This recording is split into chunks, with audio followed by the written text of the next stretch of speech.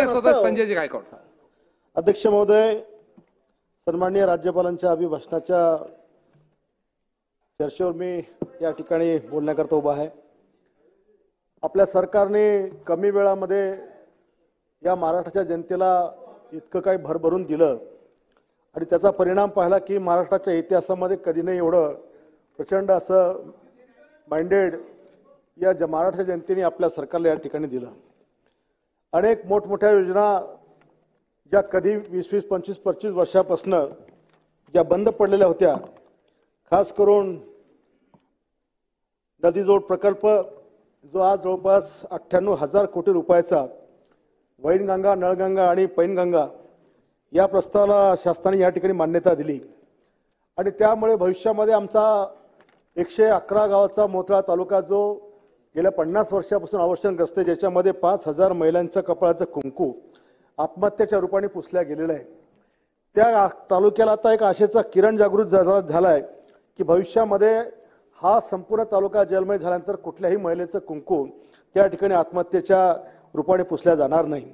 आणि म्हणून त्यालाच जोडणारा बोदोड उपसा सिंचन प्रकल्प हा देखील 101 गावांना आणि 2.5 लाख शेती पाण्याखाली आणणारा हा प्रकल्प, ज्या माध्यमातून किमान 3,500 कोटी रुपये त्याच्यामध्ये जाऊन शेत 2 जामठी आणि जमुना या 2 स्टोरेज डॅमची निर्मिती करून पाईपलाईनद्वारे शेताच्या शेतीपर्यंत पाईप नेऊन त्याच्यामध्ये शेततळं देऊन सोलरचा पंप देऊन त्याला 12 महिने पाणी देण्याचा योजना ही या ठिकाणी मागच्या सरकारच्या काळात मंजूर झाली आणि खूप चांगलं काम त्या ठिकाणी चालू आहे, ज्याच्यामुळे किमान 2.5 लाख हेक्टर जमीन ही पाण्याखाली येऊन 100 गावांचा शेतीच्या पाण्याचा आणि पिण्याचा पाण्याचा प्रश्न या ठिकाणी संपणार आहे.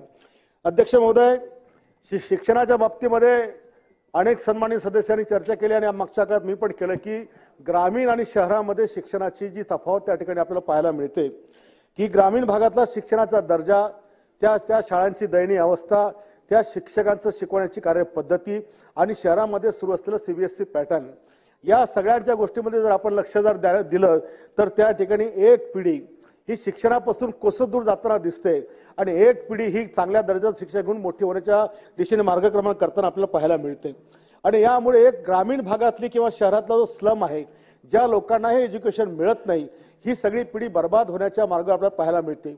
एक शैक्षणिक समानता या एका राज्यामध्ये, एका जिल्ह्यामध्ये, एका गावामध्ये, एका शहरामध्ये ही निर्माण या ठिकाणी झालेली आहे.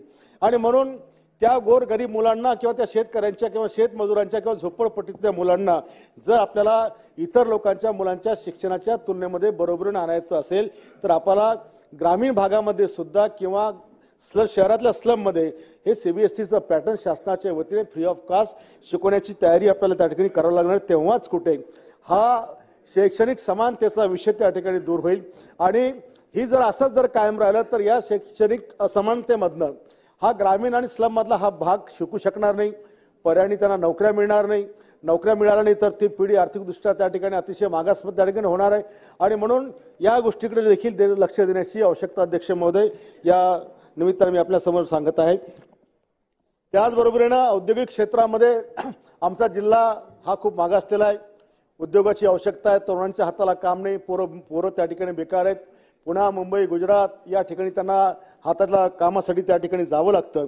आणि म्हणून औद्योगिक वसाहत माझ्याकडे मागच्या काळामध्ये सरकारच्या वतीने काही भागामध्ये 500 एकर जमीन त्या ठिकाणी सरकारने दिली. परंतु एक तालुका बुलढाणा असा आहे की जिथे त्या ठिकाणी अजूनही त्या औद्योगिक वसाहती करता शासनाच्या वतीने MIDC डेव्हलप करणं त्या ठिकाणी महत्त्वाचं आणि गरजेचं आहे.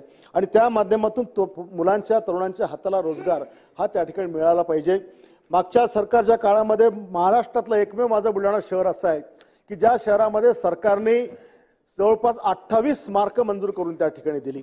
भारतातला जगातला सर्वात उंच छत्रपती शिवरायांचा पुतळा हा देखील माझ्या शहरामध्ये त्या ठिकाणी सरकारने त्या शासनाच्या माध्यमातून उभा राहिला. अगदी बाबासाहेब आणि रमाई माताचा एकत्रित पुतळा हाही त्या महाराष्ट्रामध्ये बुलढाणा शहरामध्ये पहिल्यांदाच आहे. सावित्रीबाई आणि महात्मा फुलेंचा हा देखील त्या ठिकाणी, सम्राट अशोकांचा जगातला पहिला पुतळा त्या ठिकाणी आहे. असे वामनदादा कर्डकांचा पहिला पुतळा त्या ठिकाणी आहे.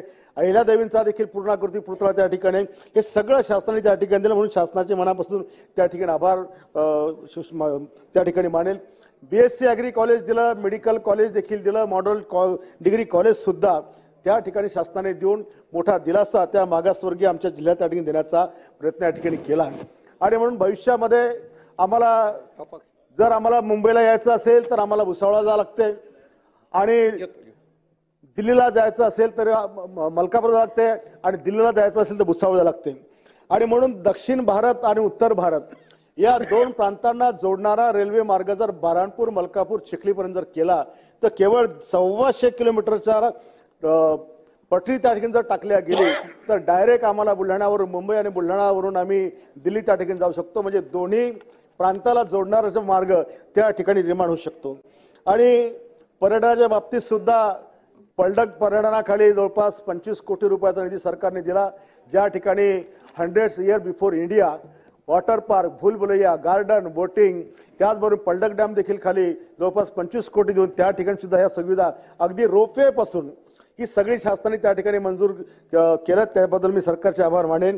परंतु भविष्यामध्ये सुद्धा या संपूर्ण क्षेत्रामध्ये जी आता काही धरणांची कामं पूर्ण आहेत, काही धरणांचं पाणी दुसऱ्या धरणामध्ये वळती करायचं आहे, काही ठिकाणी स्टोरेज डॅम त्या ठिकाणी करायचे आहेत, काही ठिकाणी उपसा सिंचन योजना त्या ठिकाणी तयार करायच्या आहेत, जेणेकरून हा सगळा प्रांत पाण्याखाली आला तर शेतकरी कधीही त्या ठिकाणी आपल्याला आत्महत्या करताना पाहायला दिसणार नाही.